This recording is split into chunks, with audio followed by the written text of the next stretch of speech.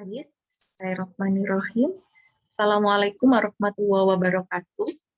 Waalaikumsalam Waalaikumsalam warahmatullahi warahmatullahi wabarakatuh. Oke, baik, terima kasih teman-teman. Mohon maaf karena kita online. Saya cek suara saya terdengar jelas ya. Iya, Terdengar jelas, Bu. Oke, baik, alhamdulillahirabbil Pada sore hari ini, tanggal 31 Maret 2023, akhirnya kita bisa insya Allah menjalankan kuliah umum dengan materi yang sangat menarik yang akan disampaikan oleh Pak Fatmashuri, SPSI, MA. Hari ini teman-teman, kita akan belajar tentang, ya, seperti workshop seperti itu ya, aplikasi Post Viewer untuk menentukan, tujuannya untuk menentukan kebaruan atau novelty penelitian dari teman-teman gitu ya. Jadi kemarin Anda pastinya sudah diberikan tugas oleh masing-masing dosen pembantunya untuk mencari judul penelitian atau judul proposal penelitian ya.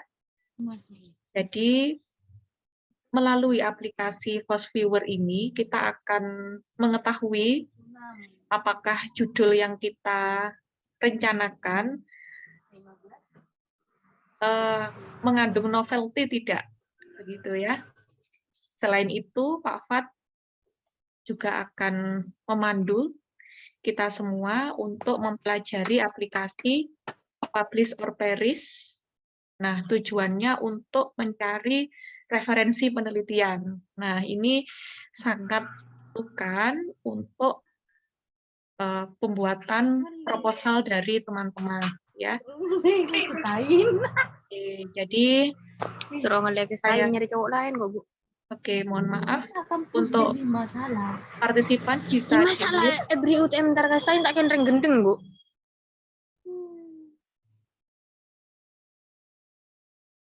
Oke, baik. Saya lanjutkan ya. Jadi materi yang akan disampaikan oleh Pak Fat pada sore hari ini saya rasa sangat bermanfaat sekali untuk membantu teman-teman mengerjakan output dari mata kuliah PKIP, yaitu nanti untuk UAS-nya adalah pengumpulan proposal penelitian, yaitu dari bab 1 hingga 3 kalau masih dalam perbapan, ya, sistem perbapan. Walaupun kita sekarang sudah tidak menggunakan sistem bab tersebut. Nah, baik, mari kita awali kuliah umum kita pada sore hari ini. Semoga diberikan kelancaran, kemudahan. Mari kita awali dengan membaca basmalah terlebih dahulu. Bismillahirrahmanirrahim. Oke, baik, saya lihat Pak Fat sudah hadir ya.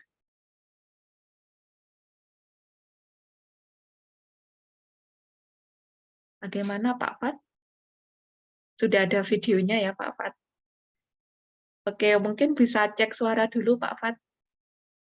Assalamualaikum. Waalaikumsalam warahmatullahi wabarakatuh. Oke, suara Pak Fat terdengar jelas ya. Di teman-teman bagaimana? Oke, jelas ya. Baik, mohon untuk mengikuti seluruh rangkaian kegiatan kuliah umum kita pada sore hari ini. Nanti di akhir sesi akan saya berikan presensi pada kolom diskusi Zoom ini ya. Jadi mohon untuk bisa mengikuti dengan baik, dan bagi teman-teman yang belum menginstal aplikasi Publish or Perish maupun Post Viewer, mohon untuk diinstal terlebih dahulu ya. Karena sebenarnya dari kemarin sudah di-share ya linknya untuk mendownload begitu dan kemudian menginstal pada laptop Anda masing-masing. Baik, tidak berlama-lama lagi, saya serahkan waktu dan layar kepada Pak Fatmashuri. Terima kasih atas kehadirannya. Baik, terima kasih Bu Udi. Bismillahirrahmanirrahim. Assalamualaikum Assalamualaikum warahmatullahi wabarakatuh. Hadana li hadza wa ma kunna linahtadiya laula an hadanallah. Asyhadu an la ilaha illallah wa asyhadu anna Muhammadan abduhu wa rasuluh. Oke, teman-teman, jam kritis ya. Kalau lagi puasa jam segini nih jam-jam kritis ya. Mungkin nanti sebagian ada yang diminta tolongin orang tuanya buat potong-potong pepaya, gitu kan, siapkan takjil, gitu. Selagi masih bisa diikuti saja. Gitu. Oke, baik teman-teman. Hari ini kita akan bahas tentang bagaimana penggunaan dua aplikasi ya, FastViewer, Publish or Perish dengan FastViewer dalam penulisan naskah ilmiah atau naskah skripsinya teman-teman. Gitu. Tetapi sebelumnya saya sampaikan sedikit ya, kenapa sih aplikasi itu menjadi penting untuk digunakan gitu. Terlihat ya screen yang saya share, teman-teman? Ya, terlihat, Pak. Oke. Sebelumnya sudah diinstal semua aplikasinya? Ada yang punya kendala dalam proses install? Sudah bisa dibuka? Bisa ya? Oke. Bahkan mungkin ada yang sudah cari-cari ya ke platform yang lain, gimana caranya, nggak apa-apa gitu. Bahkan saya cuma mensimulasi sedikit hari ini bagaimana nanti teman-teman dalami di banyak jalan ninja kok buat memahami aplikasi ini gitu. Tapi saya kira selain dari aplikasi itu, ini yang lebih penting. Kita pahami dulu kenapa kemudian perlu untuk menggunakan aplikasi ini dalam menyusun naskah skripsinya teman-teman gitu. Biasanya kan buka Google atau Google Scholar ya. Setelah buka Google Scholar kemudian search psychological well-being. Kemudian di-download satu-satu jurnalnya. Dan sebenarnya itu wasting time teman-teman, karena sebenarnya ada aplikasi yang bisa digunakan untuk mengefisiensikan kerja-kerja teman-teman dalam menyusun naskah gitu. Oke, tetapi sebelumnya mari kita lihat dulu visualisasi ini ya. Nah, ini adalah perjalanan mahasiswa tingkat akhir ya, psikologi UMM gitu. Nanti teman-teman akan bermuara pada ini nih, dipindahin toganya sama Pak Rektor. Nah, mulai dari sekarang teman-teman berada di tahap ini, generating idea untuk menyusun sebuah tugas akhir yang namanya skripsi gitu. Teman-teman mulai untuk mengumpulkan idenya apa ya, masalahnya tentang apa ya gitu. Kemudian itu menjadi naskah skripsi. Kemudian naskah skripsi selesai proposalnya, biasanya sempro aja itu udah ada yang foto nih di sini nih gitu, selebrasi gitu kan, ada boneka-boneka, snack-snack gitu, apalagi pada saat setelah ujian tuh landmark ini menjadi sangat padat gitu buat selebrasinya teman-teman gitu. Nah, alhamdulillah landmarknya sudah ada ya gitu. Beda halnya ketika kakak tingkat kalian masih di GKB 1 dulu, belum ada landmark seperti ini. Kemudian setelah itu kalian wisuda, dan orientasinya setelah itu ada yang bekerja, ada yang kuliah, ada yang menikah. Gitu. Ini perjalanan yang perlu teman-teman lalui gitu, untuk lulus dari psikologi UMM. Tetapi biasanya untuk menuju ke sini, tengah-tengah ini, kalian akan dihadapkan pada masalah lain, generating idea untuk menyusun naskah skripsi teman-teman. Gitu. Nah, ketika bimbingan akan ada proses, biasanya akan ada proses diskusi semacam ini dengan pembimbing. Saya mau meneliti hubungan antara ini dan itu. Ngomong ke pembimbingnya kan, kemudian pembimbingnya jawab, kenapa mau teliti itu? Gitu. Biasanya paling dekat itu alasan teman-teman mahasiswa itu adalah alasan seperti ini. Jadi masalahnya itu, Bu, Pak, saya di rumah atau teman saya atau di lingkungan tempat tinggal saya tinggal, gitu ya, ada seperti ini. Jadi paling dekat adalah masalah pribadi, masalah orang-orang sekitar kita, apa yang pernah kita alami, gitu ya. Itu yang paling dekat, yang biasa kita angkat tuh. Gitu. nggak masalah mengambil dari situ karena memang itu adalah hal yang paling dekat yang dapat kita selesaikan. Gitu. Itu. Kemudian dosennya lagi nanya, literatur reviewnya bilang apa? Atau jurnal yang sudah kamu baca bilang apa? Gitu. Jawabannya biasanya seperti ini. Belum banyak Pak, Bu, yang melakukan penelitian ini. Gitu ya. Belum banyak yang melakukan penelitian ini. Gitu. Kalau misalnya di posisinya ini adalah anak pimpinan saya akan bertanya lagi nih. Sudah berapa banyak jurnal yang Anda baca? Gitu. Ada Pak jurnal. Jurnal yang ditunjukkan 2 jurnal, dan itu jurnal Indonesia semua. Nah, kendalanya di mana kalau jurnal Indonesia? Pertama, bisa saja apa yang Anda ingin kaji itu sudah dijawab oleh jurnal-jurnal yang lain, gitu. Sehingga itu menjadi tidak penting lagi untuk diteliti, gitu ya, karena jawabannya sudah ada, gitu. Itu kalau misalnya kalian tidak banyak membaca jurnal, padahal di panduan penulisan skripsi sudah ada tuh ketentuan bahwa kalian harus mengkaji minimal 5 jurnal dalam naskah skripsi kalian, gitu. Dan ada ketentuannya jurnal internasionalnya berapa. Sebenarnya itu bukan buat menyulitkan teman-teman, tapi supaya teman-teman aware, gitu ya, tentang konsep atau variabel yang akan kalian teliti. Sejauh mana sih perkembangan penelitian terkait dengan apa yang sedang akan saya kaji nih, gitu. Tidak hanya sekedar langsung di awal ngomong saya mau meneliti hubungan antara ini dan itu, gitu. Nah, itu namanya cocoklogi, teman-teman. Padahal bangunan penelitian yang paling baik adalah berawal dari masalah, kemudian masalah itu ingin dijawab, gitu. Meskipun secara pragmatis tujuannya nyelesain skripsi supaya lulus ya, pragmatisnya gitu.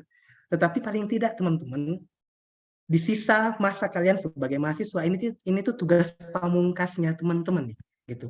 Setidaknya teman-teman memberikan jawaban atas apa yang tidak orang ketahui, gitu ya.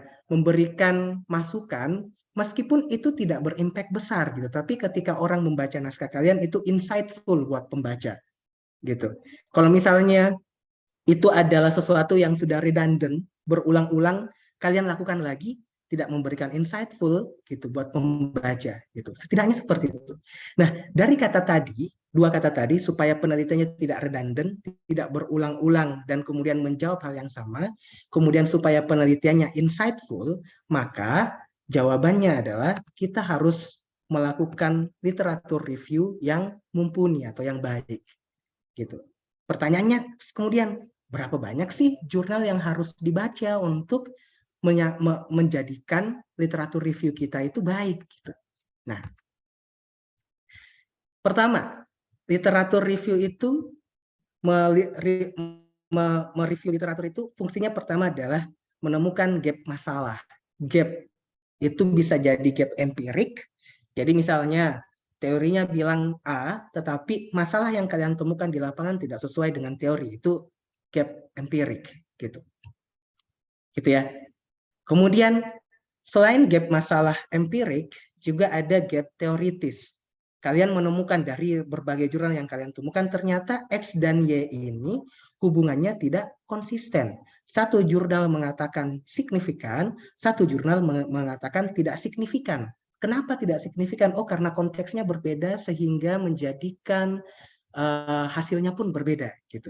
Itu gap teoritis, dan itu kita bisa temukan tidak dengan cocoklogi langsung menemukan di awal bahwa saya mau meneliti X dan Y ini Pak, Bu. Gitu. Enggak. Dari proses literatur review gitu. Kalian bisa menemukan oh ternyata hasilnya inkonsisten, oh ternyata ada yang tidak kesenjangan antara apa yang ada di lapangan dengan teori yang ada. Gitu. Ini fungsi literatur review yang pertama. Kemudian yang kedua adalah menemukan novelty. Ini problem nih teman-teman. Pertanyaannya begini, saya mau nanya ke teman-teman, apakah penelitian yang baik itu selalu tentang penelitian yang belum pernah dilakukan? Ada yang mau jawab nggak? Tidak harus. Tidak harus. Oke, kenapa Mas Dimas? Karena selama bisa memberikan benefit itu kan berarti pantas untuk diteliti. Oke, selama masih memberikan benefit yang Dimas maksud itu dalam hal apa? Realnya. Realnya Kira-kira kan apa? misalkan untuk suatu teori itu kan berarti pembuktian teori. Sementara Oke, untuk yang lebih, misalkan kalau desain training gitu kan berarti bisa untuk implementasi dan aplikasi. Kurang lebih kan oke. seperti itu dan itu efeknya bisa banyak juga. Oke, jawaban yang bagus, Dimas ya. Jadi tidak selalu bahwa novelty itu adalah sesuatu yang betul-betul baru, belum pernah diteliti gitu. Justru saya sanksi kalau ada dari teman-teman yang berani statement bahwa ini belum pernah diteliti gitu. Karena yang belum pernah diteliti itu sebagian kecil saja gitu. Gitu. Beberapa hal di psikologi itu sudah pernah diteliti tetapi ada inkonsistensi atau ada yang senjang sehingga perlu dilakukan kembali. Jadi novelty itu atau kebaruan itu misalnya orang sudah melakukan penelitian bahwa ada hubungan antara psychological well-being dengan performa karyawan di sebuah perusahaan gitu. Itu penelitiannya sudah banyak misalnya. Gitu ya. Kemudian saya lihat rata-rata penelitian ini tuh gitu ya diteliti pada perusahaan bonafit, pada perusahaan profit gitu. Tetapi belum saya lihat atau belum banyak literatur yang mengkaji psychological well-being dan performa ini pada perusahaan yang sifatnya NGO, voluntary gitu. Gitu ya. Jadi pada perusahaan yang memang mereka digaji, ada gajinya tetap dan sebagainya, tapi ini pada staff-staff yang volunteer sukarela gitu. Di NGO-NGO itu gimana ya? Ada nggak ya pengaruhnya gitu. Nah, sehingga penelitian kalian memang secara variabel itu tidak baru, tetapi secara setting itu memberikan kebaruan gitu. Itu novelty. Gitu ya. Jadi tidak selalu tentang penelitian ini belum pernah dilakukan, justru itu sebuah sanksi kalau kalian mengatakan bahwa ini tuh belum pernah, ini tuh yang pertama, enggak. Gitu. Dan kalian punya statement seperti itu harus dengan uh, literatur yang banyak gitu. Nah, cuma persoalannya begini, berapa lama sih waktu yang kita punya, berapa banyak sih waktu yang kita punya, menjemukan nggak tuh? Misalnya dalam satu hari kalian harus baca 2 jurnal internasional aja dan memahami seluruh isinya, itu kan suatu hal yang menjenuhkan kan ya gitu, melelahkan gitu. Nah, dari sini kemudian teman-teman bisa menggunakan aplikasi untuk membantu memetakan atau melakukan yang namanya literatur review untuk menemukan gap masalah dan juga novelty gitu. Nah, hari ini kita akan bahas pertama adalah publish or perish. Jadi yang temukan aplikasi ini itu namanya Prof. Anne Wilharzing gitu. Jadi ini adalah perangkat lunak yang dapat digunakan untuk memanen jurnal gitu. Memanen metadata gitu. Metadata tapi bukan full text ya, bukan jurnal secara full text. Nanti kalian klik linknya baru itu diarahkan ke full textnya. Dan ini aplikasinya gratis. Jadi insya Allah orangnya ridho kalau kalian pakai. Jadi nggak kayak SPSS ya yang harus nge-crack gitu. Sehingga akan lebih ridho kalau misalnya kalian pakai JASP aja daripada nge-crack SPSS gitu. Gitu. Nah, ini publish or perish. Nah, selain itu kegunaannya membantu menentukan jurnal tujuan untuk menulis karya ilmiah ketimbang kalian cek satu persatu di Google gitu. Kemudian membantu kalian melakukan literatur review dan melihat performa peneliti melalui karya tulis ilmiah. Jadi misalnya kalian pakai keywords social anxiety gitu. Kemudian kalian mau lihat siapa sih yang paling banyak menulis tentang ini, siapa sih yang paling banyak disitasi, siapa sih yang paling populer, tokoh yang paling populer dalam kajian tentang social anxiety, kalian boleh pakai publish or perish ini. Kita bahas dulu ya tentang itu ya. Nah, kemudian dari publish or perish ini, biasanya peneliti yang pakai aplikasi juga langsung menggunakan Force Viewer untuk memetakan bagian-bagian mana yang belum pernah diteliti atau masih jarang diteliti berkaitan dengan variabel yang ini. Misalnya social anxiety. Sejauh ini social anxiety banyak dibahas pada hal apa sih gitu. Pada bidang apa sih yang belum banyak dibahas pada bidang apa. Kemudian tahun 2002 sampai 2023 banyaknya orang membahas tentang apa ya terkait dengan tema social anxiety gitu. Itu kalian boleh pakai dengan Force Viewer. Jadi nanti tampilannya akan seperti ini nih. Gitu. Jadi Force Viewer itu digunakan untuk mencari novelty, kebaruan penelitian melalui analisis bibliometrik. Jadi bibliometrik itu tinjauan pustaka yang menggunakan analisis statistik dan kuantitatif atas studi yang telah terbit. Jadi misalnya banyak jurnal yang telah terbit, aplikasi ini akan menganalisis variabel-variabel yang sudah diteliti. Gitu. Ini fungsinya dari FOSS Viewer. Oke, kalau begitu, mari kita mulai mencoba ya, teman-teman ya. Silakan teman-teman running dengan aplikasinya masing-masing. Kita mulai dengan publish or perish. Silakan teman-teman buka publish or perish-nya.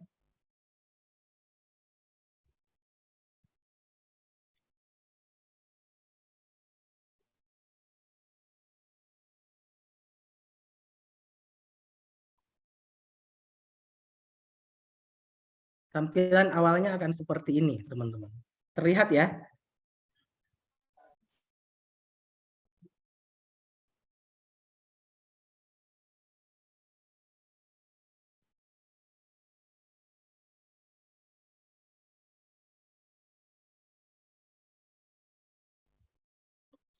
Sudah dibuka, teman-teman? Sudah, Pak. Sudah. Oke. Dalam aplikasi ini sebenarnya simple. Jadi kita perlu memilih engine source gitu. Jadi sumber jurnal. Jadi jurnal itu kan ada sumber-sumbernya, ada dari Scopus, ada dari Crossref, ada dari Google Scholar gitu ya. Nah, biasanya yang paling kredibel itu adalah Scopus, tapi sayangnya berbayar gitu. Sayangnya berbayar. Gitu. Cuma kalau teman-teman tidak punya akun Scopus, kita bisa pilih di bagian ini, kita ketik aja sumbernya dari Google Scholar. Coba teman-teman klik Google Scholar. Nah, di situ ada beberapa kolom, kalian bisa search by author. Lihat kebaruan penelitian ya. Karena kita mau lihat kebaruan penelitian berarti umumnya itu 5 tahun belakangan. Gitu. Jadi kalau sekarang 2023 berarti 2018 sampai dengan 2023. Itu ya. Kemudian maximum number of results. Ini kalian boleh isi terserah buat kalian, tapi biasanya saya mengisinya maksimal ke 1000 hasil atau 1000 naskah jurnal. Gitu. Oke, sampai sini ada kendala teman-teman? Bisa diikuti? Bisa, Pak.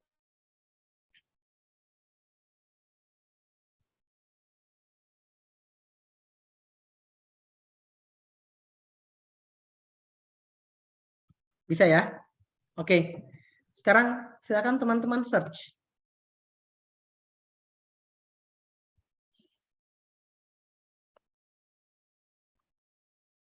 Biasanya dia akan minta verifikasi nih langsung di Google Scholar-nya.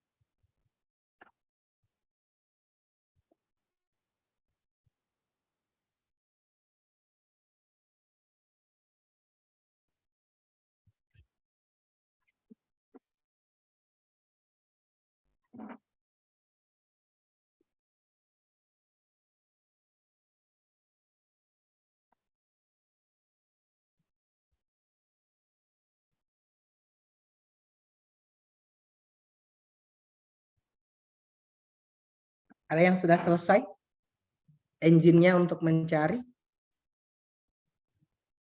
Belum, Pak. Masih proses ya?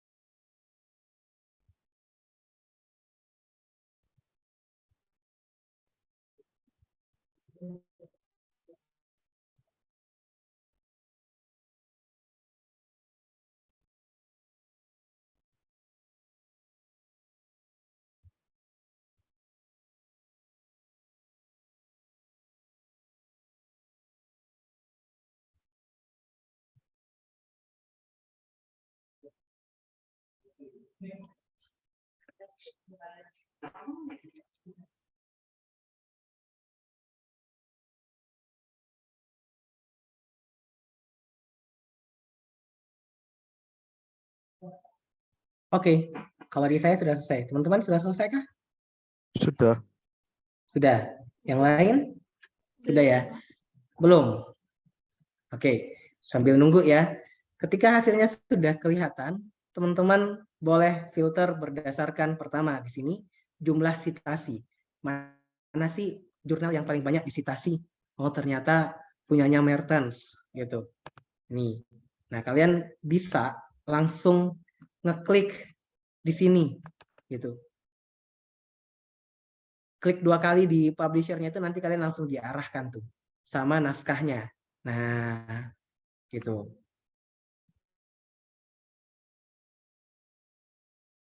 Nah, ini gitu ya. Di filter berdasarkan. Kalian juga bisa lihat berdasarkan rankingnya, gitu. Ranking penulisnya. Bisa saja ranking penulis itu berdasarkan jumlah naskah yang mereka sudah buat. Gitu. Jadi rentang 2018 sampai dengan 2023 si Kubzanski ini paling banyak menulis tentang psychological well-being. Gitu. Oke ya. Jadi kalau mau cari naskahnya, tinggal kalian lihat di sini. Oh, ini judulnya apa? Kalian mau lihat naskahnya, tinggal klik 2 kali pada tampilan ini. Nanti dia akan langsung diarahkan. Kita akan langsung diarahkan ke mana? Ke jurnalnya melalui Internet Explorer atau pakai Google Scholar. Nanti langsung diarahkan tuh. Gitu. Jadi kalian bisa melihat, oh kalau saya mau meneliti tentang psychological well-being, berarti paling tidak saya sudah baca nih orang yang paling banyak disitasi gitu. Itu yang paling pertama karena ada 16.919 citasi, berarti naskahnya ini banyak diakui oleh peneliti-peneliti gitu. Jadi paling tidak kalian sudah membaca orang-orang yang sudah disitasi paling banyak gitu, untuk memahami tentang psychological well-being. Kemudian juga membaca pada authors yang paling banyak membuat naskah tentang itu. Oke, teman-teman, itu ya berkaitan dengan publish or perish. Jadi kalian nggak perlu ngetik satu-satu di Google gitu untuk mencari psychological well-being, download, kemudian cari lagi, download gitu. Ini sudah langsung muncul nih. Kalau kalian mau buat keywordnya lebih sensitif lagi, misalnya beri aja titik koma di sini di keywordsnya, kemudian klik lagi performance, enter. Nah nanti mesin ini juga akan memfilter naskah yang membahas atau ada keywords tentang psychological well-being dan performance. Mau ditambah lagi keywordsnya ya silakan tambah lagi. Misalnya self efficacy gitu. Nah gitu. Jadi nanti mesin ini juga akan langsung memfilter naskah yang ada keyword psychological well-being, ada performance, ada self-efficacy. Nanti juga kalian boleh lihat lebih sensitif lagi ke tahunnya misalnya. Oke teman-teman, sampai sini ada yang mau ditanyakan nggak? Untuk tahun itu nanti taruh di keyword juga apa tidak? Tahun di sini mas, ini ada years pilihannya. Kamu mau nyari naskah tentang psychological well-being dari tahun berapa? Ini 2018, tadi saya nyarinya tahun 2018 sampai dengan 2023 karena biasanya untuk skripsi kan jurnalnya dibatasi tuh 5 tahun terakhir gitu. Nggak pakai jurnal yang lama-lama yang sudah outdated. Ya, Gitu terima kasih. Oke. Ada lagi teman-teman? Kalau tanda H itu maksudnya gimana ya Pak? H ini adalah high index gitu. Jadi H ini high indexnya kalau di kinerja Google Scholar itu semakin tinggi high indexnya berarti menunjukkan peneliti tersebut semakin representatif, semakin kompeten untuk membahas tentang naskah itu karena dia banyak disitasi itu. Jadi high index itu menunjukkan citasinya jumlahnya berapa. Gitu Mbak Rifkia. Baik, Pak. Terima kasih. Oke. Ada lagi yang mau ditanyakan?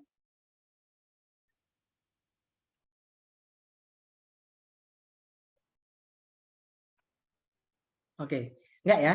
Nah, selanjutnya, kalau teman-teman sudah punya database ini, waktunya teman-teman untuk save hasilnya. Ini ada beberapa format ya. Kalian boleh save dalam bentuk CSV, BibTeX, EndNote, kemudian RIS, gitu. Result as API reference, itu umumnya orang pakainya kalau mau dimasukkan hasil ini ke FOSS-Viewer, kita save-nya dalam bentuk RIS yang ini, RIS atau Referensi Manager.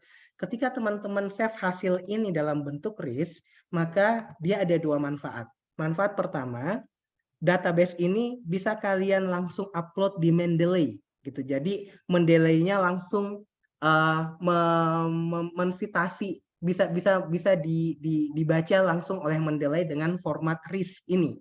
Yang kedua, FOSS-Viewer hanya bisa membaca hasil simpanan dalam bentuk RIS gitu. Jadi tidak dalam bentuk yang lain. Oke ya. Jadi kalau kalian save dalam bentuk RIS di Mendeley nanti kalian tinggal upload database ini, kalian bisa langsung citasi pakai Mendeley gitu. Oke. Ini sudah diajari Mendeley semua kan ya? Sudah pernah dengar tentang Mendeley kan? Sudah. Nah, sudah. Oke. Diajarinya nggak tahu ya. Oke, kita save ya hasilnya sebagai RIS. Kemudian silakan teman-teman berikan nama, misalnya saya berikan nama di sini RIS Psychological Well-being. Oke, ini saya save. Oke. Baik, teman-teman. Sekarang kita masuk ke aplikasi yang kedua. Jadi fungsinya publish or perish ini nih, gitu. Membantu teman-teman untuk memanen jurnal yang bisa teman-teman langsung lihat sesuai dengan keywords yang kalian inginkan. Nah, sekarang kita beralih ke FOSS-Viewer.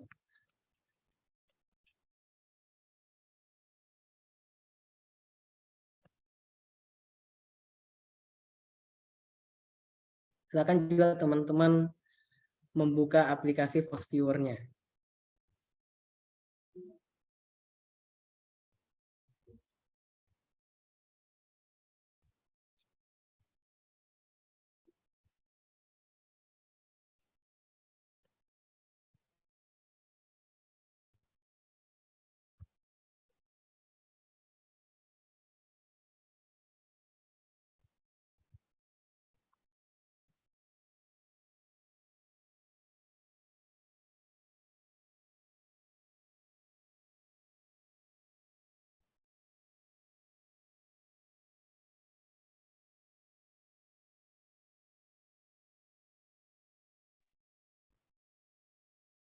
Ada yang sudah berhasil membuka?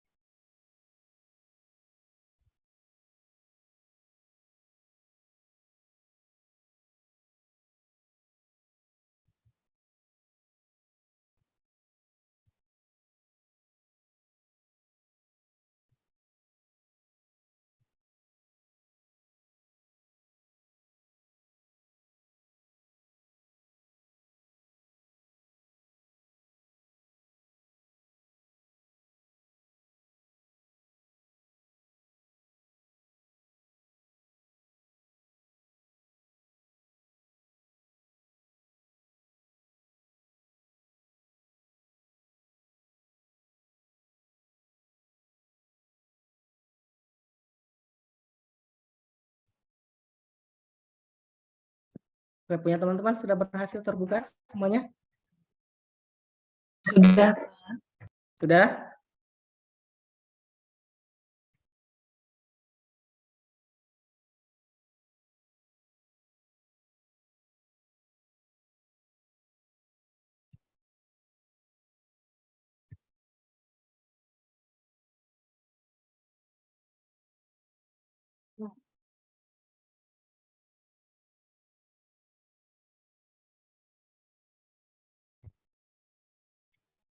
Oke, tampilannya seperti ini ya, teman-teman. Ada yang tampilannya lain dari ini?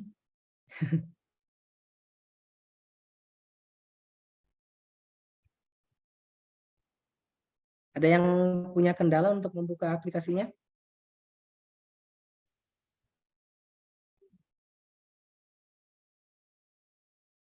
Tidak? Oke. Sekarang kita coba untuk melihat ya data yang tadi saya save atau yang teman-teman save sesuai dengan minat penelitiannya tadi. Tadi saya save tentang psychological well-being ya. Nah, sekarang kita mau lihat sejauh mana sih kajian berkaitan dengan konsep tadi. Gitu. Nah, sekarang teman-teman klik create di sini. Kemudian create a map based on text data. Bisa diikuti sampai sini? Oke. Kemudian next. Kemudian data source-nya teman-teman klik yang poin ketiga, read data from reference manager files. Karena tadi kita save dalam bentuk RIS ya. Itu. Next lagi. Kemudian teman-teman pilih titik 3 ini, cari file yang teman-teman buat tadi. Gitu. Tadi saya taruh di download ya. Nah, ini. Sorry.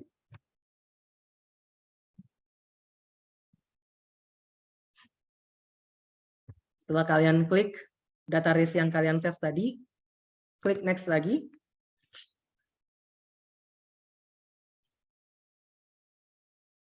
Sampai sini bisa diikuti?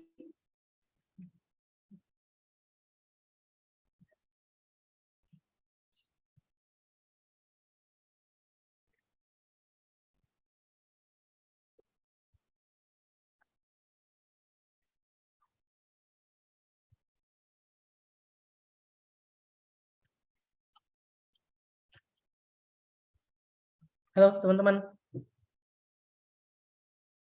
Bisa, Pak. Oke. Kemudian ada beberapa pilihan di sini ya. Ada pilihan kalian pilih judul dan abstrak dari naskah tadi. Kemudian pilih judulnya saja. Kemudian pilih abstraknya saja. Nah, sebenarnya masing-masing ada plus minusnya teman-teman. Kalau teman-teman pilih title dan abstraknya saja, nanti objeknya itu objek kajiannya akan sangat banyak. Tetapi nanti kata-kata yang kurang penting itu juga ikut masuk gitu.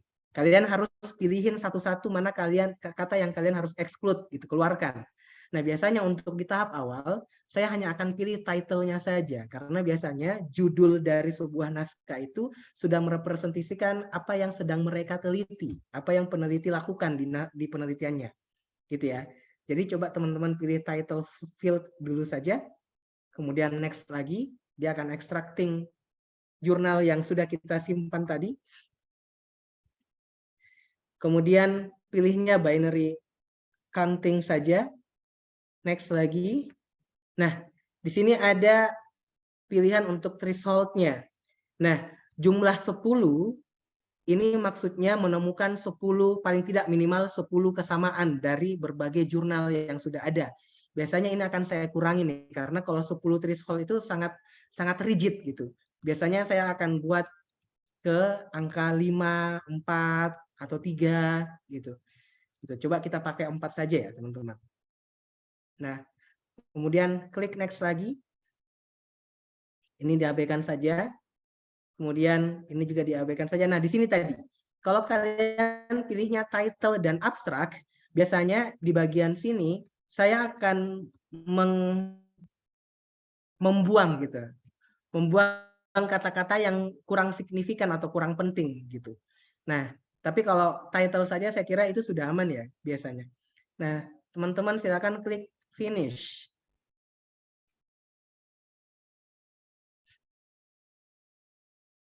Hasilnya akan seperti ini.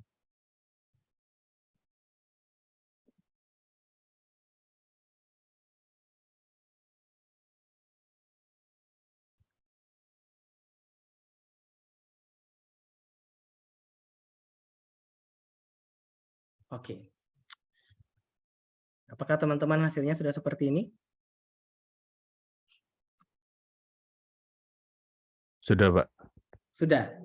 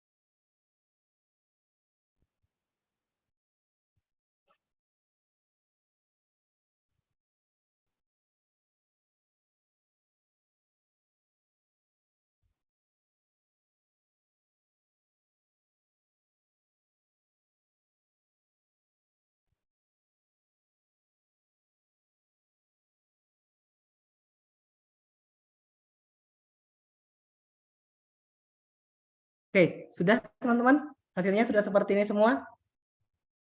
Sudah, Pak. Oke. Nah, sekarang kita lihat ya. Teman-teman mungkin ada yang berpikir, apa sih ini maksudnya? Jadi, ini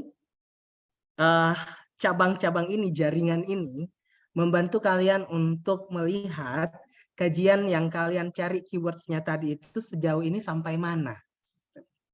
Saya klik di sini ya, psychological well-being. Jadi, kalau mau dilihat cabangnya, sejauh ini penelitian tentang psychological well-being itu banyak mengkaji pada tentang kaitannya dengan emotional intelligence, kemudian gratitude, kemudian psychological distress, kemudian hubungannya tentang quality of life gitu. Jadi lihat, semakin dekat jaraknya, maka menunjukkan kajian tentang itu tuh semakin sering. Apalagi kalau bulat-bulatnya itu besar-besar gitu. Semakin jauh jaraknya, apalagi bulat-bulatnya itu semakin kecil, maka disitulah peluang kita bisa melakukan penelitian karena hal itu masih jarang dikaji gitu. Jadi seperti halnya tentang psychological well-being dengan acceptance di bawah sini teman-teman ini gitu. Nah, ini tuh jauh sekali jaraknya dengan psychological well-being nih. Ada di bawah pojok kanan dari layar saya. Jadi ini masih berpeluang untuk dikaji. Kemudian kalian lihat ke acceptance-nya. Sejauh ini acceptance-nya tentang apa sih? Oh, tentang ada relasinya dengan seorang ibu, kajian kepada ibu, kemudian kesabaran, kemudian ke individual, tentang ke quality of life gitu. Tetapi kalau kita lihat dari psychological well-being, acceptance ini adalah hal yang masih jarang diteliti dan juga jaraknya masih jauh nih, artinya itu masih berpeluang untuk diteliti. Apalagi itu yang jaraknya jauh kemudian kecil-kecil gitu ya. Nah, kita lihat pada ini gratitude gitu ya. Ternyata berkaitan dengan psychological well-being dan gratitude itu masih menjadi peluang yang bisa diteliti gitu.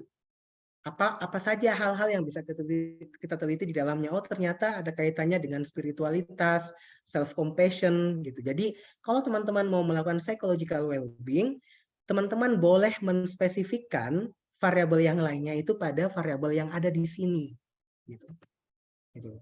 Karena dari hasil ini sudah menunjukkan bahwa ini tuh masih potensial untuk kita teliti di dalamnya gitu. Oke ya. Nah, ini boleh teman-teman cermati. Sepanjang bulat-bulatnya itu masih kecil, berarti peluang teman-teman untuk melakukan riset di sana itu berpeluang gitu. Tetapi kalau jaraknya dekat gitu ya, relasinya dekat, kemudian bulat-bulatnya itu semakin besar, maka kajian tentang itu sudah banyak dan well established dan hasilnya sudah cenderung konsisten gitu.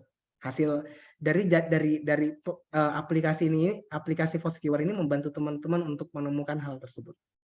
Oke ya.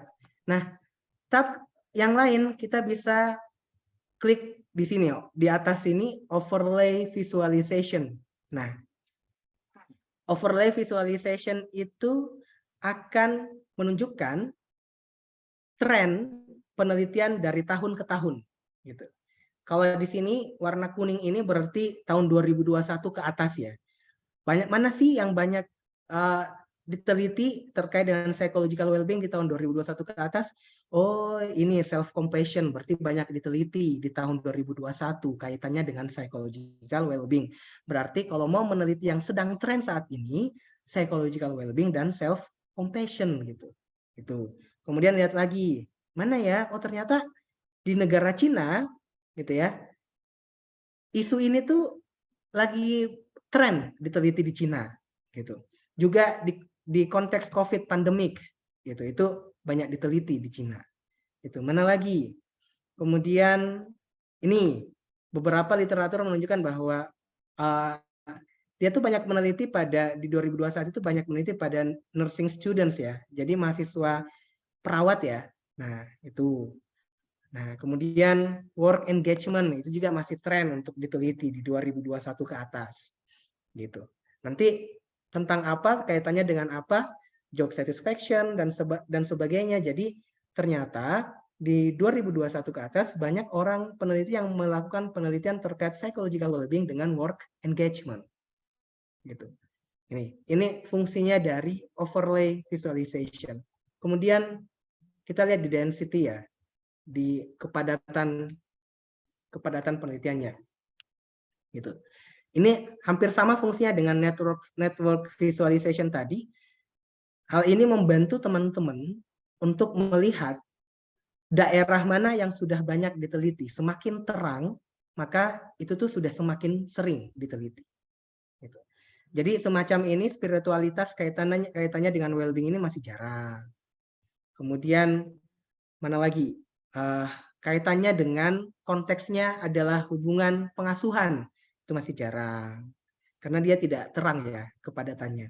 Kemudian di Indonesia ternyata juga masih jarang gitu. Padahal Indonesia dengan jumlah penduduk yang banyak gitu ya, juga sangat rentan tuh tentang konsep isu-isu tentang psychological well-being.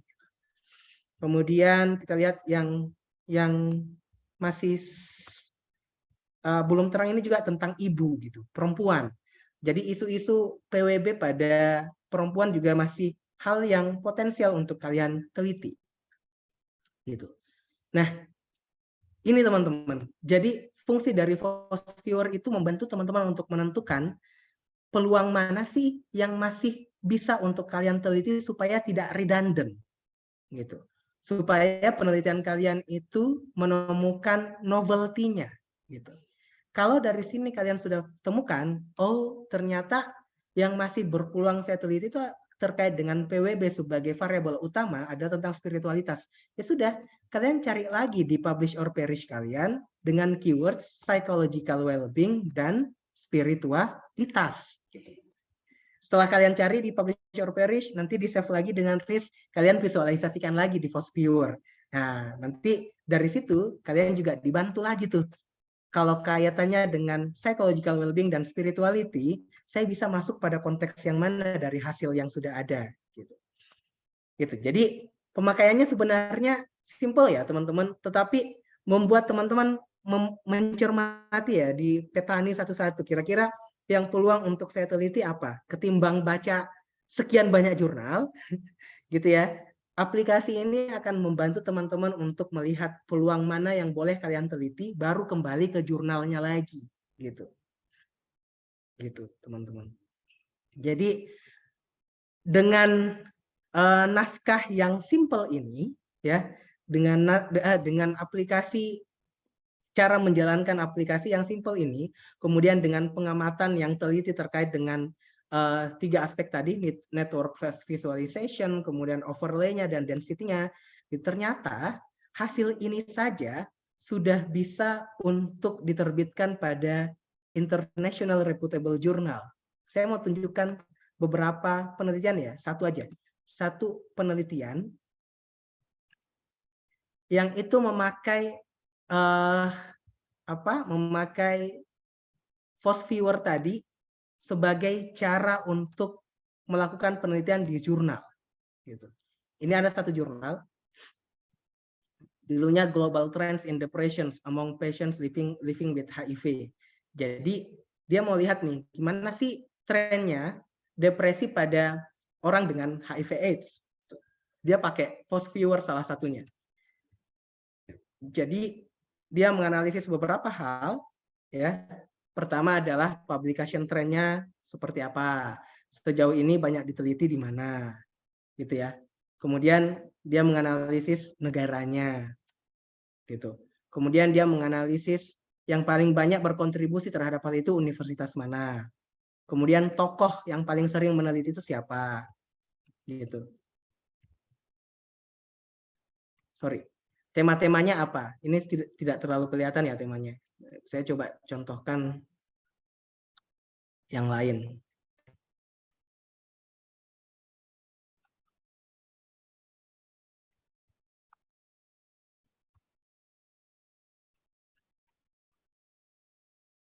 Nah ini. Jadi naskah ini melihat tentang seringnya orang melakukan penelitian yang menggunakan metode intervensi expressive writing itu pada hal apa, gitu. Nah, ini tuh sangat terang ya. Jadi orang-orang dengan post traumatic stress disorder itu sangat sering, gitu. Kemudian melakukan psikoterapi dalam hal itu, gitu. Kemudian melakukan pada kelompok usia anak. Jadi mereka kemudian mencoba untuk memetakan sejauh ini intervensi expressive writing itu banyak digunakan pada ranah yang mana, kemudian hasil dari post viewer itu mereka tuliskan dalam bentuk hasil penelitian, dan itu disubmit pada sebuah jurnal, dan itu memberikan informasi yang insightful ya buat peneliti yang mau melakukan intervensi serupa dengan expressive writing. Berarti selama ini expressive writing itu efektif digunakan pada bidang-bidang yang ada di sini, gitu.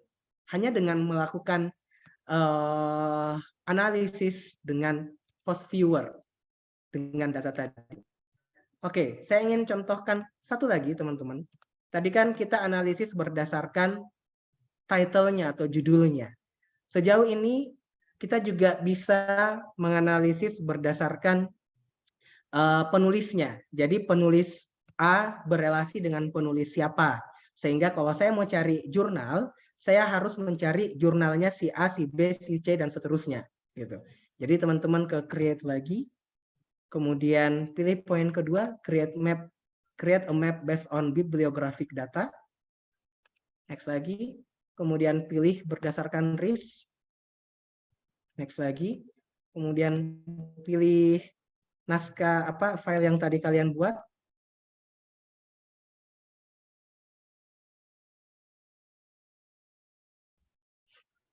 Di next lagi. Kemudian ini sudah benar co-authorship karena yang mau dilihat adalah siapa saja penulisnya. Ini dibuat kecil saja, jadi semakin kecil semakin banyak relasi antar penulis. Di next lagi sampai finish. Oke, dia akan generate seperti ini. Oke.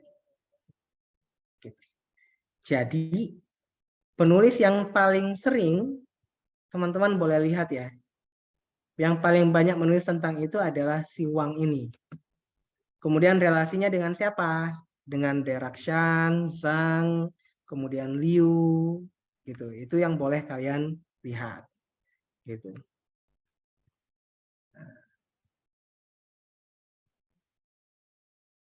Begitupun dengan overlay-nya. Kalau kalian mau lihat siapa ya yang menulis di rentangan 2021, oh berarti Gu Chait ini menulis di rentangan 2021 ke atas.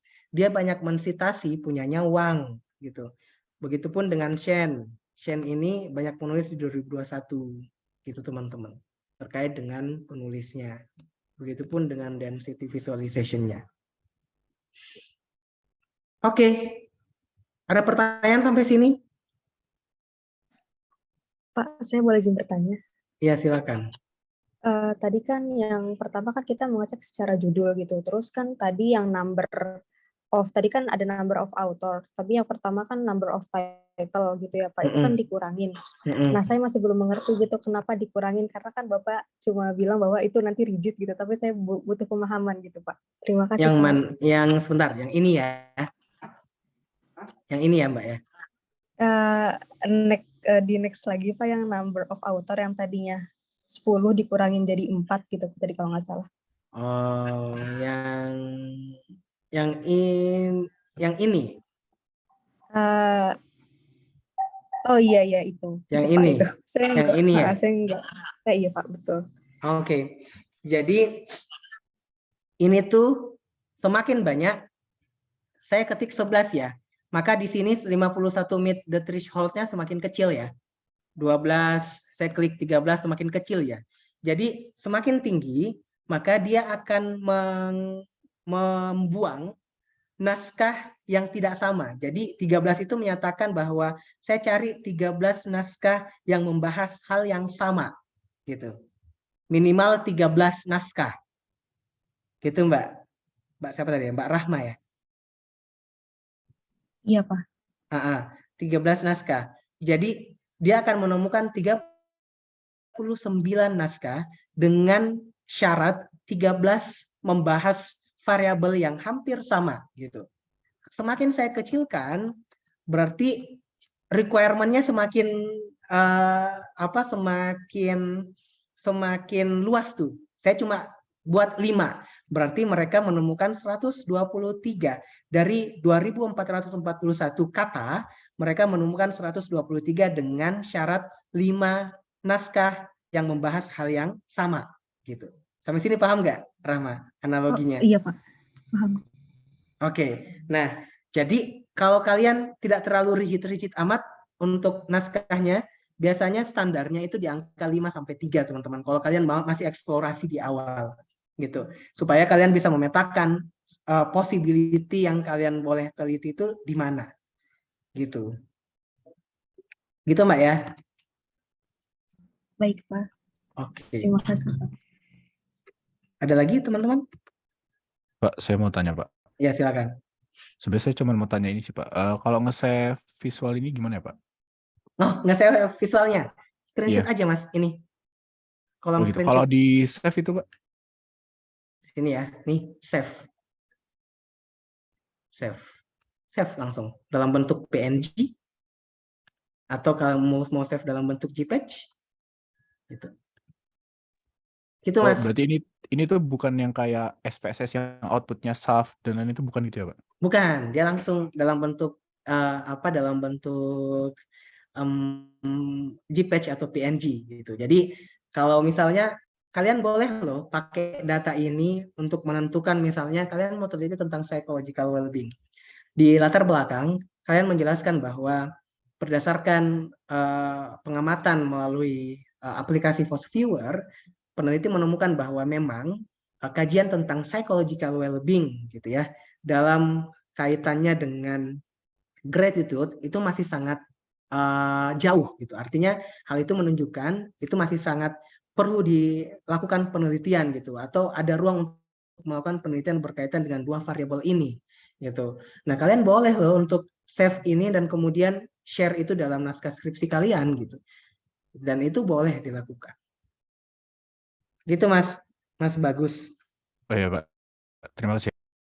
Oke. Ada pertanyaan lagi, teman-teman?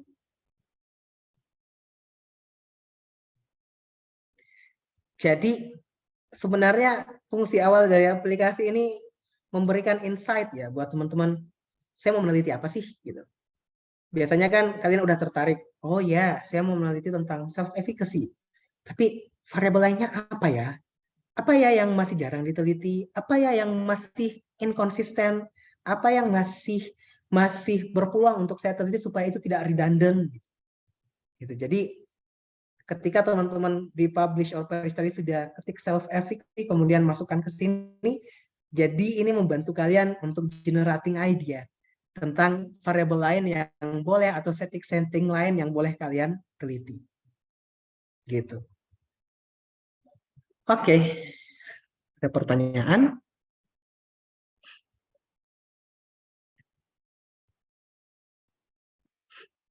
Buat teman-teman, Ada pertanyaan kah?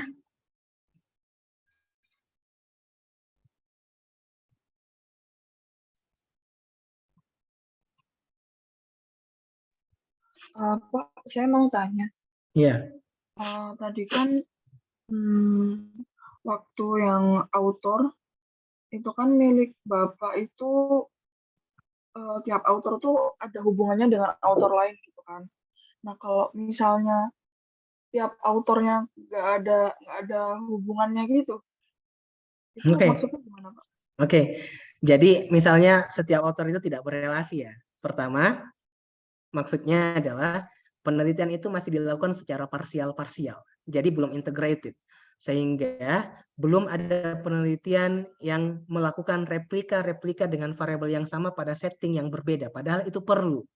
Jadi replikasi penelitian itu variabelnya sama, tapi settingnya beda. Nggak masalah teman-teman, justru itu yang diperlukan untuk ngecek apakah hasilnya konsisten, apa ada cultural bias apa enggak gitu. Jadi kalau misalnya antar penulis itu belum berelasi, berarti tema itu masih dilakukan parsial-parsial. Mereka belum saling mensitasi atau melakukan penelitian yang integrated, saling melengkapi satu sama lain. Padahal esensi dari penelitian itu sebenarnya bukan parsial, tapi integrated, melengkapi apa yang belum ada dari penelitian sebelumnya. Gitu. Nah, itu berarti peluang besar bagi peneliti untuk melihat benang merah dari setiap penulis, gitu. Karena belum berelasi, belum integrated kerja-kerja penelitian mereka. Gitu. Begitu, Rifki ya. Terima kasih, Pak. Oke. Ya, ada lagi, teman-teman? Atau misalnya ada yang mau tampilkan share screen punyanya, kita lihat bareng-bareng.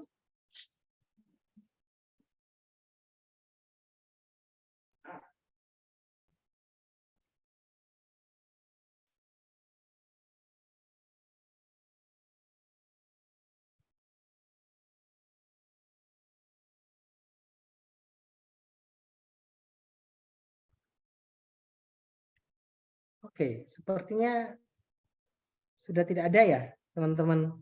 Silakan praktis ya, melakukan latihan untuk menguji itu. Nggak apa-apa kalian coba dengan variabel-variabel atau konsep-konsep yang beragam, gitu.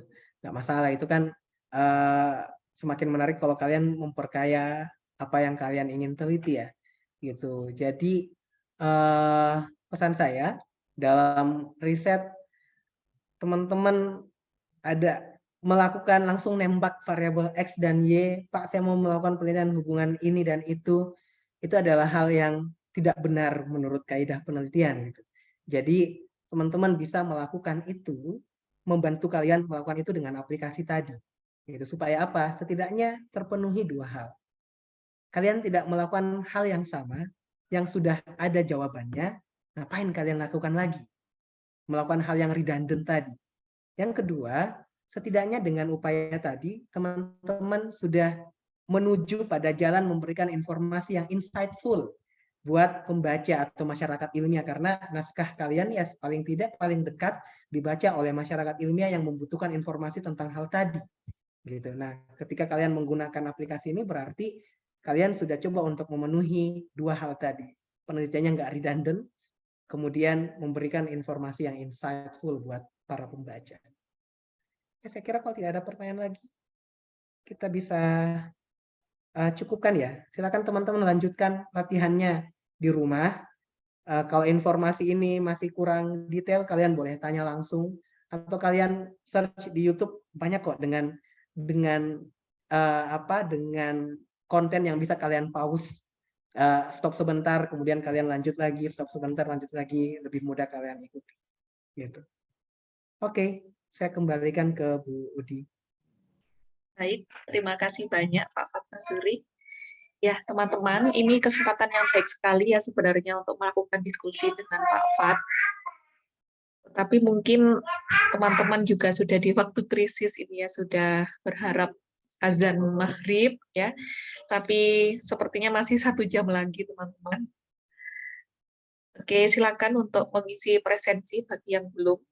Presensi akan ditutup pada pukul 1645 ya. Kalau di angkatan sebelumnya mereka banyak yang minta, jadi nge-share visualnya ya. Pak, kalau ini bagaimana Pak? Gitu. Kira-kira potensial yang saya mau teliti apa? Gitu. Oke, iya mungkin saya sendiri juga memiliki kendala untuk install aplikasi Force Viewer Pak Pat gitu, karena laptopnya harus terkoneksi dengan IDM. Kan nggak ada track-nya ya ini ya. Beda sama Harus yang terkoneksi dengan apa? IDM, Internet Download Manager. Kalau saya coba di laptop saya, tapi kalau yang Publish or Perish tadi bisa. Bisa ya? Ya sudah Oh, ridho itu ya. masalahnya mungkin lebih ke arah softwarenya otomatis nangkepnya downloadnya pakai IDM. Sebelumnya nggak usah pakai, bisa kok. Iya, bisa Oh. mungkin Bu. IDM-nya dia nonaktifkan aja. Oh begitu, malah itu bisa ya. Bisa. Iya, bisa biasanya. Oke, ya baik nanti saya coba. Terima kasih Dimas. Oke, ini ada yang tanya maksudnya bagaimana ya Pak? Oh ini Alfiatus Zahro sedang loading ya. Alfiatus Zahro share ininya ya. Visualnya. Mbak Alfia, saya mau nanya. Itu kemarin tadi hasilnya ada berapa banyak naskah yang sudah di-generate dari Publish or Perish? Berapa banyak artikel yang berhasil di-generate sebelum dianalisis pakai Force Viewer? Ini kan saya carinya resultnya kan maksimum ya Pak ya, sampai 1000, tapi hasilnya cuma sampai 774 Pak. Oke. Apa keywordnya tadi? Tentang apa? Fatherless sama Indonesia. Oke. Nah, mungkin ya, coba dibuat spesifik lagi. Fatherless-nya tentang apa? Gitu. Mungkin dalam konsep father involvement misalnya, gitu ya. Father uninvolvement misalnya, gitu. Jadi biasanya kalau hasilnya seperti ini, naskah yang kalian generate itu kurang spesifik di keywords-nya, gitu. Nah, makanya hasilnya Force Viewer-nya juga agak bingung untuk menganalisis. Coba di keywords-nya itu dibuat lebih spesifik, misalnya father involvement in Indonesia, gitu. Kalau misalnya itu kan maksudnya ya, jadi keterlibatan ayah dalam pengasuhan kah maksudnya? Maksudnya Yang kayak mau dicari apa yang ingin dicari di situ? fatherless-nya itu seperti kayak kurangnya kasih sayang seorang bapak dalam karakter anak perempuan. Kayak gitu. Nah, apakah fatherless itu adalah keyword yang jamak digunakan pada orang yang meneliti tentang isu itu? Jangan-jangan fatherless itu terlalu general untuk menangkap maksudmu. Gitu, paham nggak maksud saya, Mbak Alfia? Iya, Pak, paham. Jadi fatherless itu saya kira terlalu general untuk menangkap maksud yang ingin kamu teliti. Nah, coba dicari dulu term istilah-istilah yang jamak digunakan gitu. Nah, itu yang kamu jadikan sebagai keywords gitu. Jadi misalnya tidak selalu variabel atau konsep ya, teman-teman. Fenomena bisa. Jadi misalnya keywords yang kalian masukkan di Publish or Perish itu tentang research during pandemic COVID-19 gitu ya. Jadi nanti kalian mau petakan selama ini penelitian tentang pandemi COVID-19 itu tentang apa sih gitu. Jadi kalian boleh buat keyword psychological research during pandemic COVID-19. Nanti akan di-generate tuh sama Publish or Perish-nya semua penelitian psikologi yang dilakukan selama pandemi. Nah, dari situ yang kalian masukkan ke Force Viewer gitu. Jadi pertama kalian harus lihat keyword-nya itu memang term-term atau istilah-istilah yang jamak digunakan gitu. Kemudian buat lebih spesifik gitu. Supaya naskah yang di-generate oleh Publish or Perish itu bukan naskah yang tidak sesuai dengan keinginan kalian gitu. Nah, kalau sudah sesuai, nanti baru kalian masukkan di FOSS viewer-nya. Jadi saya menduga ini karena keyword-nya fatherless punya Alfiatus Zahro ini, FOSS viewer-nya bingung nih karena ini too general untuk menangkap maksud yang ingin kamu teliti gitu. Bisa dipahami ya, Mbak Alfiatus ya? Iya, Pak, bisa. Oke. Oke, teman-teman.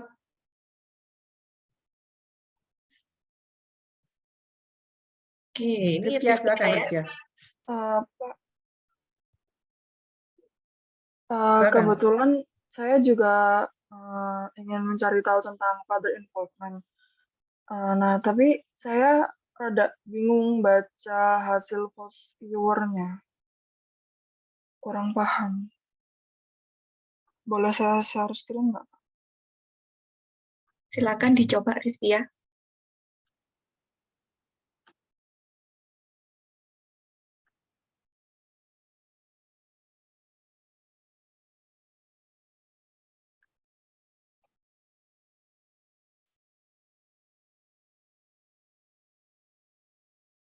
Mic-nya Bapak mati, Pak. Masih on mute. Ini tadi threshold-nya berapa? Threshold-nya 3, kalau nggak 4 tadi. Coba dibuat 5, Mbak. Di Berarti saya create create ulang, lagi. masuk ulang, kemudian next lagi, ya next lagi, next lagi, next lagi. Nah, tuh masih tadi 4 ya. Coba dibuat 5 aja, 5 aja. Oke, next lagi. Next. Finish. Oke. Dia lebih spesifik ya akhirnya ya. Nah, coba lihat, kamu klik coba ini yang paling besar bulatannya ini apa? Development sama teori. Nah, coba. Jadi yang di search tadi, di search engine-nya father involvement, ada keyword lain? Ada father involvement, workload, sama personality. Workload sama personality. Maksudnya melihat workload dan personality itu untuk apa? Inginnya mau mencari tahu pengaruh workload sama personality ayah ke father involvement mereka. Oke. Nah, jadi keyword-nya terlalu banyak ya tadi ya. Semestinya untuk eksplorasi di awal, kamu melihat dulu aja tentang father involvement. Gitu. Harusnya itu dulu aja yang dilihat. Gitu ya. Kemudian dari situ, nah ini yang saya maksud tadi, sudah langsung menetapkan variabel di awal tanpa melihat signifikansi dari riset tentang father involvement tuh urgensinya yang mana gitu. Nah, sebaiknya saya berikan saran coba di father involvement dulu, itu yang Anda eksplorasi dulu gitu. Nanti lihat dari father involvement itu ada nggak yang mengarahkan pada gambaran variabel atau konsep yang sudah kamu pikirkan sebelumnya. Gitu. Kalau ada yang mengarahkan ke sana, kemudian lihat bulat-bulatannya besar nggak gitu. Kecil nggak gitu, jauh nggak gitu. Itu yang Anda bisa lihat dalam konsep utama. Jadi kalau masih tahap eksplorasi, teman-teman eksplorasi dulu konsep utamanya atau variabel utama yang ingin kalian teliti. Nah, kayak tadi Rifkia fokusnya adalah di father involvement ya. Coba eksplorasi itu dulu aja, Mbak. Father involvement dulu. Gitu. Supaya semakin banyak peluang yang bisa di-generate oleh FOSS viewer ini untuk melihat peluang-peluang apa sih yang sebenarnya sudah apa yang berpeluang kamu teliti. Oh, ternyata kalau personality itu sudah banyak, nggak apa-apa. Kamu lihat kembali, misalnya nanti hasilnya ya, father involvement-nya, kemudian ada yang mengarahkan ke personality. Klik, personality itu berkaitan dengan apa? Nah, itu yang boleh kamu eksplorasi selanjutnya. Gitu. Tetapi di tahap awal, coba pilih dulu satu konsep utama atau masalah utama yang ingin kalian teliti. Setelah itu, kalian pilih tuh yang possible atau visible buat kalian eksplorasi lebih jauh. Gitu. Begitu Rifki ya. Baik, Pak. Terima kasih. Oke. Oke, Pak. Jadi saya coba mengkonfirmasi saja ya, Pak Fat. Jadi sebaiknya teman-teman mendalami terlebih dahulu variabel utama atau variabel Y ya biasanya itu. Ya, Ya, betul. variabel Y-nya dulu, kemudian biasanya itu biasanya atau mungkin kalau mau cari kebaruan penelitian itu mau dihubungkan dengan apa gitu ya. Lihat dari tampilan dari Force Viewer tadi ya. Oke. Boleh. Meskipun tidak selalu variabelnya ya, isunya pun boleh. Misalnya kalian mau lihat isu konflik di Indonesia gitu.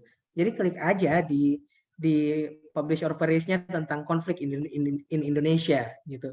Nanti dari itu kalian masukkan ke Force Viewer sejauh ini yang teliti tentang konflik di Indonesia itu tentang apa aja sih gitu. Nah, itu juga boleh. Jadi based on variable Y atau berdasarkan fenomena atau isunya itu nggak masalah. Gitu. Kalau ternyata kalian belum tahu nih variabelnya apa, tapi saya tertarik dengan isu ini. Saya tertarik dengan isu tentang special need education di Indonesia. Jadi penelitian tentang anak berkebutuhan khusus, individu berkebutuhan khusus di Indonesia itu sejauh ini penelitiannya sampai mana sih gitu. Nah, itu boleh gitu. Dari situ kalian kemudian dapat insight, oh ternyata variabel yang memungkinkan untuk saya teliti sebagai variabel utama tuh ini gitu. Begitu, teman-teman. Oke. Ada pertanyaan lagi? Teman-teman?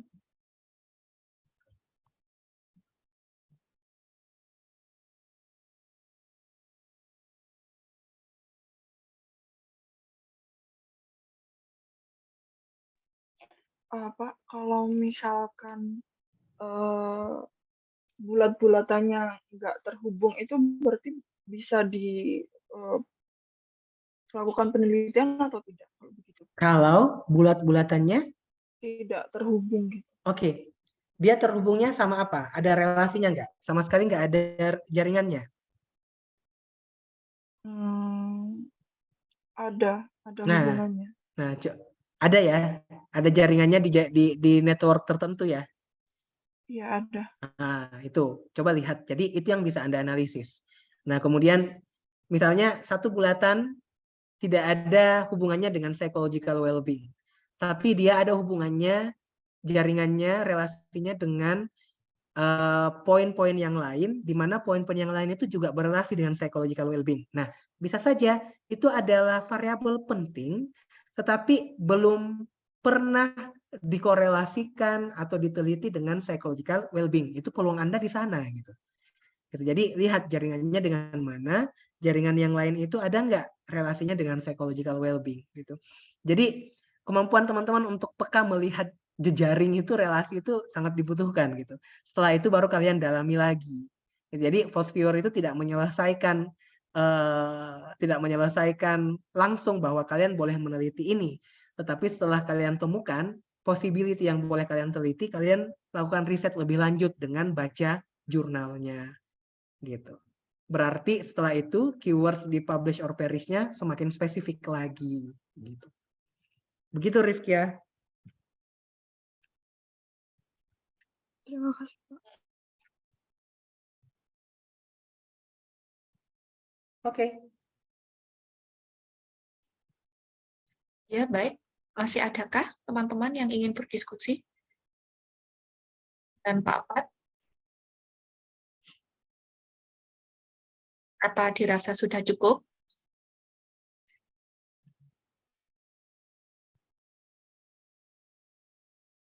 Oke, ya. Mute ya semua ya. Oke, baik Pak Fat. Saya rasa teman-teman juga sudah semakin ini ya, semakin memikirkan untuk segera berbuka puasa dan menyiapkan. Apalagi udah sholat tuh di masjid. Oke, baik. Terima kasih banyak Pak Fat atas materi yang disampaikan, sangat bermanfaat sekali untuk kami. Mudah-mudahan mudah-mudahan dibalas oleh Allah ya keberkahan ilmunya, dan kita doakan kelancaran studi lanjut Pak Fat. Insya Allah di tahun ini ya Pak Fat ya. Oke, baik. Terima kasih teman-teman sekalian yang sudah join pada sore hari ini. Mari kita tutup bersama pertemuan kuliah umum hari ini dengan membaca hamdalah. Alhamdulillahirrahmanirrahim. Alhamdulillah. Baik, silakan dipelajari lebih lanjut ya. Dan lakukan diskusi dengan teman-teman sekalian maupun dengan dosen pengampunya nanti ketika di kelas. Baik, sekian dari saya. Mohon maaf jika ada salah kata maupun perbuatan. Wabillahi taufiq hidayah. Wassalamualaikum warahmatullahi wabarakatuh. Waalaikumsalam. Waalaikumsalam warahmatullahi Waalaikumsalam wabarakatuh. warahmatullahi Terima wabarakatuh. kasih, Terima Bu. kasih, Terima Pak. kasih, Pak. Terima kasih, Bu.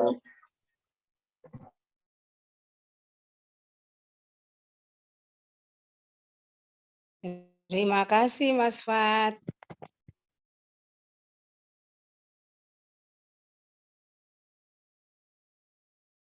Terima kasih Mbak Udi. Sami-sami Bu Mewah. Saya join loh. Oh, iya. Tapi baru terakhir.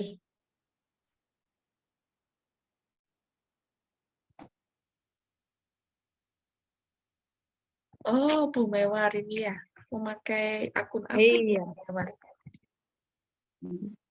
Makasih Pak Fat, Budi. Sami-sami Bu Isti. Pak, aku ya perlu kursus singkat iki neng Fat iki. Iya, saya yang mau kursus singkat ini sebelum dia pergi nih. Dia mau kuliah di mana Pak tadinya? Mau keluar kan? Aku enggak mau singkat, aku mau lama.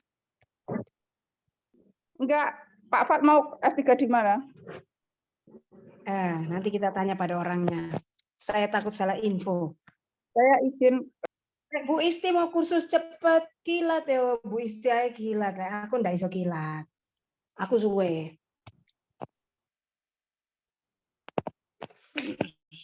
Oke, selamat bersiap-siap iftar. Semoga semua pahala puasanya diijabah oleh Allah. Amin ya rabbal alamin. Terima kasih Bu Mewar. Iya, pamit ya. Assalamualaikum. Assalamualaikum warahmatullahi wabarakatuh. Oke teman-teman semuanya, selamat mempersiapkan berbuka puasa.